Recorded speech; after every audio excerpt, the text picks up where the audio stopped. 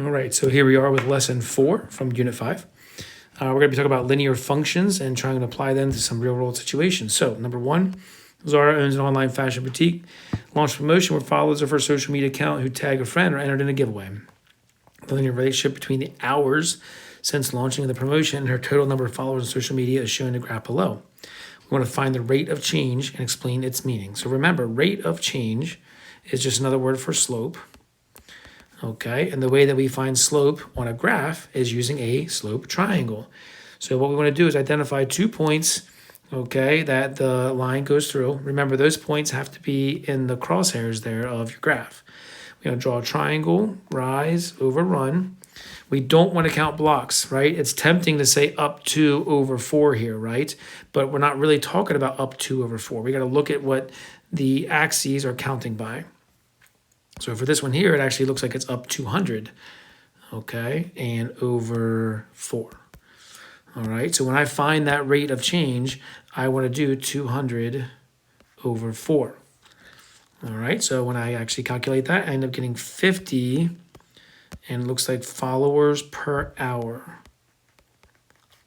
Because it's a word problem, we do want to say what the units are, okay? Find the y-intercept, explain its meaning. So if I go over here to the y-intercept, that's an easy one, right? Because now I'm just looking for a location on the graph. I'm trying to identify that. It looks like 300. And what does that mean? That means when this started, she already had 300 followers. So the B value is 300, okay? And this was the initial number of followers.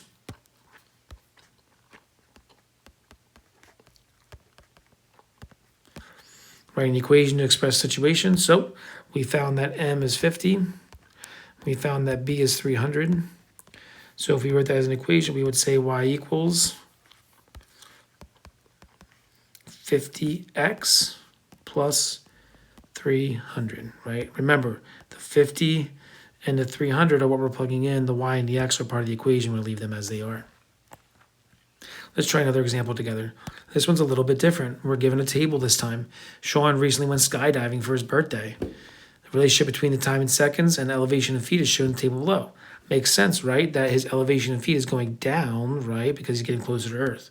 Find the rate of change, which means slope, okay, of this situation. Okay, so now we have a table. So remember, we have a couple options here, right? We did this back in chapter 4. Okay, my suggestion would be to select 2 points or coordinates or whatever you want to say from this table. You get to pick any 2 you want. Okay, there's no decimals or fractions or negatives to worry about here, so you really can just pick any 2. I'm just going to pick the first 2. Remember, these are my x values, and these are my y values. All right, so we just did this in class yesterday. We're doing y minus y, okay, over x minus x to find slope. Okay, so I'm going to go ahead and set that fraction up.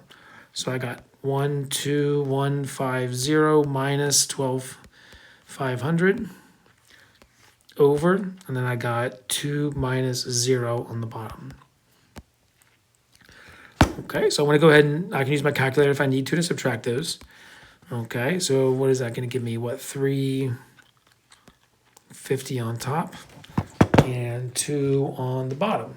Okay, so I could leave it like that, right? But I don't want to if I don't have to. Okay, so I probably want to go ahead and divide that and get maybe a decimal answer, you know, whatever the case may be. Oh, I forgot my negative here, sorry. So negative 350 over 2. All right, so if I go ahead and divide negative 350 by 2, all right, I'll get negative 175, and that works out nicely. That is my M, or my slope, my rate of change. What does it mean? That's how many feet per second, okay, 175 feet per second falling towards Earth. Okay, find the y-intercept and explain its meaning. Well, the y-intercept in ours is in our table, right? Hopefully remember how to find that. We're looking for the 0 value, right? When x is 0, that's the y-intercept. So we don't have to search for that, but we did spend the last 2 days finding y-intercepts whenever we knew a point and a slope. So we could have done it algebraically had we needed to. But in this case, our b value, oops, okay, ends up being 12,500. explain the meaning. All right, that's where you jump out of the plane. All right, that's an altitude. Write an equation to represent the situation. So we found our M to be negative 175, our B to be 12,500. And again, if we're talking about the amount of feet from the ground, it makes sense that our slope is negative, okay, because we started at a really high height and now we are falling towards Earth, okay? So our altitude is decreasing. So negative 175 and then 12,500. All right, that would be our equation. All right, so what I'd like you to do is go ahead and push pause. There's 3 problems on the next page. I'd like you to go ahead and give those a try, and then when you come back in, you can check your answers. All right, here we go. So this next one here, Tish is ordering custom cookies for an upcoming soccer celebration, comparing the cost of 2 local bakeries. Each bakery charged initial delivery fee, price per cookie. So I went through here and established what each of these are. All right, an initial delivery fee, right? That is our initial value. Okay, so that's our B value. In a table, it's wherever the 0 number comes from. So that's bakery B, $7. On a graph, it's where it touches the y-axis. So on the graph, it's $5. Which one's the better deal? Bakery A. All right, which bakery charges a higher price per cookie? So price per cookie is our slope or our rate. Okay, so I went ahead and did the slope triangle for bakery A. Looks like here I had to go up 5 over 2. Notice I didn't count blocks. Up 1 over 2 will be blocks, but this is counting by 5s. So when I did that, I calculated 5 divided by 2 is 250. And then in my table, again, same as last problem, I can select any 2 values. I chose those 2 because they didn't have any decimals. So 16 minus 7 on top, 4 minus 0 on the bottom. I got 225. Which one is the higher price per cookie? That would be bakery A. If she orders a dozen cookies, hopefully you know what the word dozen means. Dozen means 12, okay? So what I'm doing is plugging the number 12 into my equation for x. So y equals mx plus b for both of those, and I'm calculating an answer. Which one is the cheaper option? It looks like bakery A wins by $1. And again, if you need to pause that, go back and check your answers, change, adjust, whatever you need to do, please feel free to do so. All right, Jolie's family is filling up the pool. All right, we have an equation for Jolie's family, which is y equals 5.2x plus 8,400. And then we have a table for Elena's family. Okay, so faster rate. So letter A is rate, so that's slope. Okay, so if I look at Julie's equation, the slope is going to be the 5.2. If I look at Elena's table, I got to find the slope here. So I just chose these 2 values to find my slope. Y minus y over x minus x. And I got 4.8. Which one's filling up faster? Definitely Julie's, bigger number. Whose pool initially contained more water?